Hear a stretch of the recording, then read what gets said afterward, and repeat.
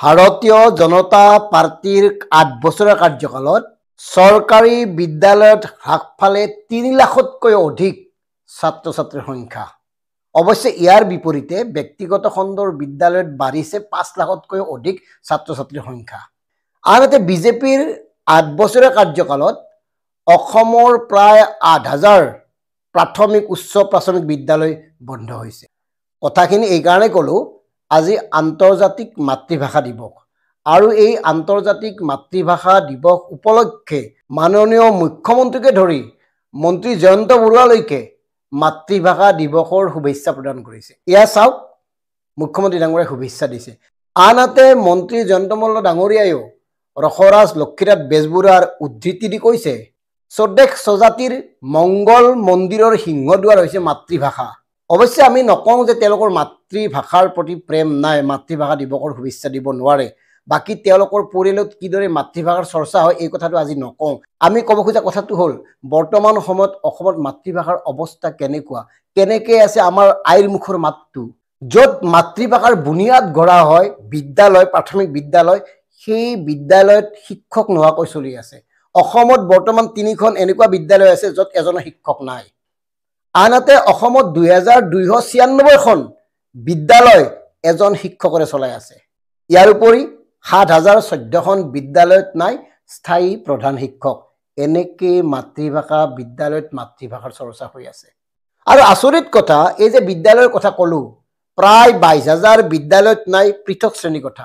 আৰু গুৰুত্বপূৰ্ণ কথাটো হ'ল, আমি বিজ্ঞানৰ কথা কওঁ, প্ৰযুক্তিৰ কথা কওঁ, অথচ অসমৰ উচ্চ প্ৰাথমিক বিদ্যালয়ত 571টা বিজ্ঞান শিক্ষকৰ পদ খালী আছে।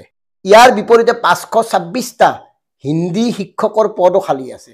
মানে চাওক, ভাবক, এনেকৈ চলি আছে আমাৰ বিজ্ঞাপনত চৰকাৰ, বিজ্ঞাপনত মাতৃভাষাৰ জয় জয় মই মই, মানে বিজ্ঞাপনতে চব চলি আছে। প্ৰকৃতাৰ্থত প্ৰেক্টিকেল ক্ষেত্ৰখনত, বাস্তৱ ক্ষেত্ৰখনত চব শূন্য, চব ফফ।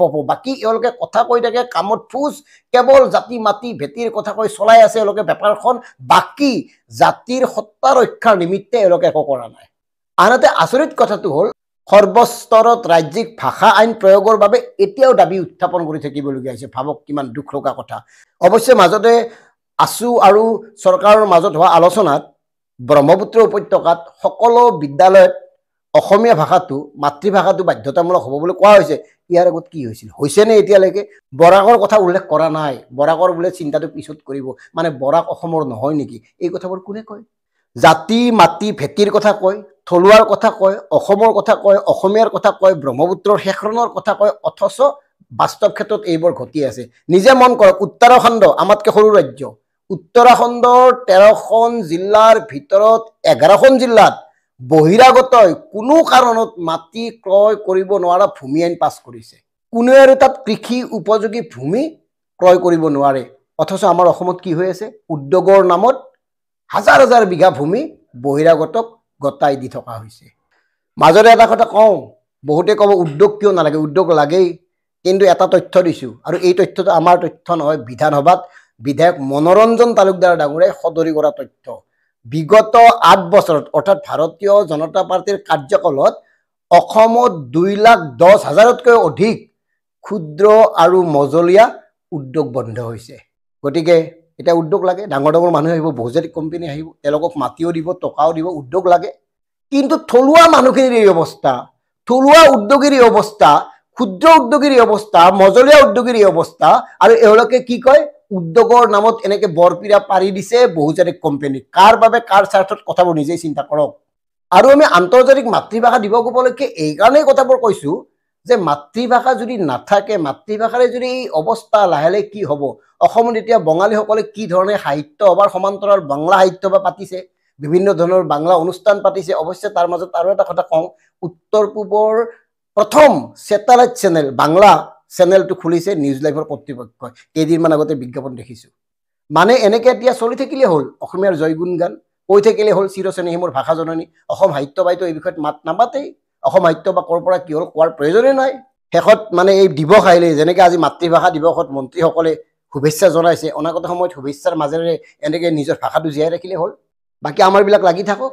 আহোমৰ সংগঠনে শংকৰদেৱক নিষিদ্ধ কৰক, শংকৰ সংঘক, শংকৰ সংঘই আহোমৰ বিৰুদ্ধে গছৰ দিয়ক, এনেকৈ চলি থাকক। মুঠতে আমাৰ মাজত ব্যস্ত থাকিব লাগে।